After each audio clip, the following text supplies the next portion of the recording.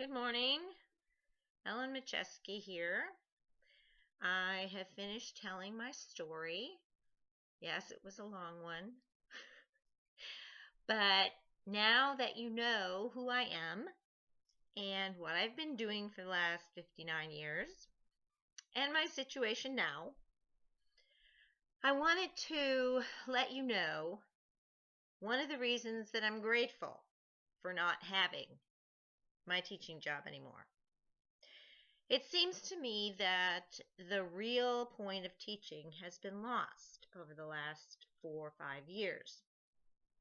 Our country has moved to a more testing, data, aren't you going to college format. And even that was spilling down into the early elementary grades. When I was teaching first grade, and they were concerned about whether these first graders would have the same exact score and work and skills as any other first grader across the country. That's ridiculous because kids don't grow at the same rate. They don't develop at the same rate. Their brains don't develop at the same rate. Their bodies don't develop at the same rate.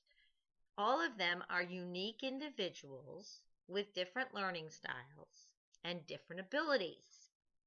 And when you have a classroom full of little 6 and 7-year-olds and someone's telling you that you have to be on this page at this date, hi Max, and there's no deviating from that because if that child's family moves and they end up in Wisconsin or Florida, every first grader will be on the same page. That's the Common Core thought.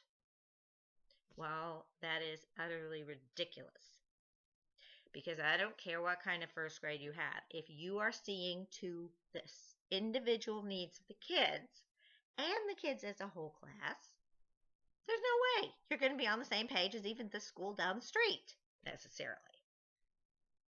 Because the idea is to move the whole group to a certain level. That doesn't mean everybody's going to be doing the same thing at the same time and be on the same place or same page. They have moved far, far away from what education is meant to be. And I'm seeing more and more people who just don't want to do that anymore because they see that it's not in the best interest of their kids. And part of the problem is that we aren't having any choices. Because if the public school wants federal money, they have to teach it. If the Catholic schools want federal money, they have to teach it. If any other private schools need federal money, they have to teach it. So the country has everybody by the, telling them you either do it this way or you don't get any money.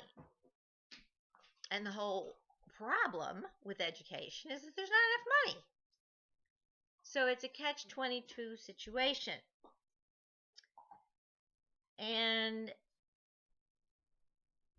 I'm looking more and more at a different way to educate our kids. It's just like the college situation. Not all kids need to, want to, or have to go to college anymore. I mean, we're putting the whole country on this college track that doesn't necessarily serve our children anymore. And this is a big problem for me, as I'm sure it's a big problem for you too. Thanks for listening.